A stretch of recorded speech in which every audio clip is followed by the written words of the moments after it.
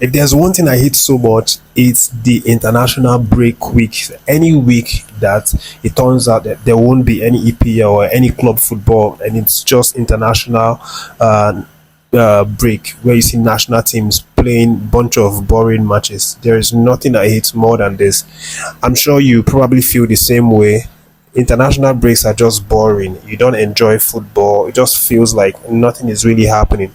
But that's what it is.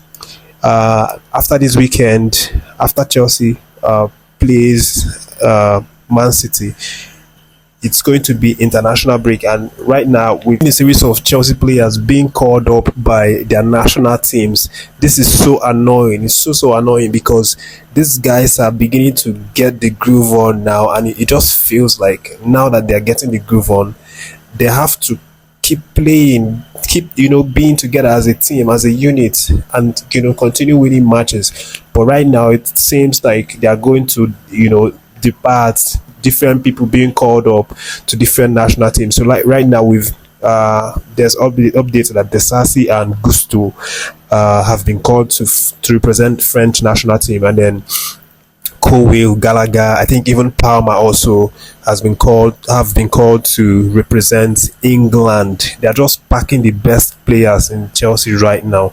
I hope these guys don't go and get injury. I hope they go play safe and then come back, with clean bill of health. But the good news, guys, is the fact that Reece James right now, and as well Sterling, will not be playing for England. That means they were not called up by the England coach. What's his name again? I've forgotten. So, but it's good news, at least, of course, for Reece James, because we know what we've been through as a Chelsea, to get this guy to form, to get him to the state that he is now, to even play one full match, and then not get injured. Then it's now all of a sudden now we now start seeing what's this, the Three Lion calling the guy to come and represent their country after Chelsea has suffered to treat this guy and get him back to fitness. So, but I'm so glad that Reece James hasn't been called up, although the Three Lions head coach actually said that he wanted to call Reece James, but Reece James doesn't feel right or strong enough to go to represent his country, because he would be needing that time, that space to rest, and get ready for club fixture and all of that. So that's a really, really great news. James is not going. He's going to stay at Cobham training ground and have a very, very important, substantial rest during the periods of international break. And then that's a good news, because going into after the international break, we're going to have a run of fixtures, and of course, with James being available and fit means a lot. You saw this guy against Tottenham. Now, I've always said this, that any match that you see with James play, there's a big difference. Chelsea tend to perform very well. They tend to win the match that Reece James is present in.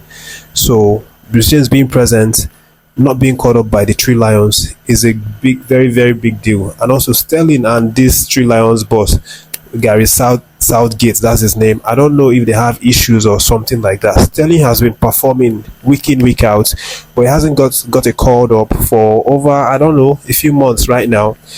And to think of it, people like Rashford, were called, and Sterling snubbed. But then again, I can't complain, because I know that it works for the benefit of Chelsea, because if Sterling doesn't go to play for Three Lions, then of course it's going to be at Cobham and then not have injury. Going to play for a country is good. Players want to go and represent their countries, but then again, there's a risk of them going there and getting injury and coming back. All right, so Sterling not going to represent his country, obviously is a big advantage for Chelsea. And then of course we hope to see these guys regroup after the international break.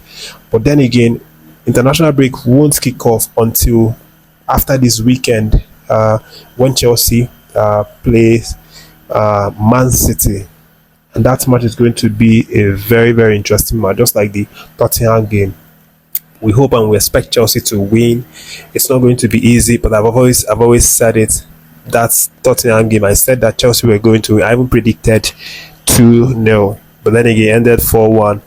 But nevertheless, a win is a win, and of course we're going to, like, you know, going to play Man City and also go for the win as well. All right, guys, that's the video. Thanks for watching. Subscribe to the channel and stay tuned.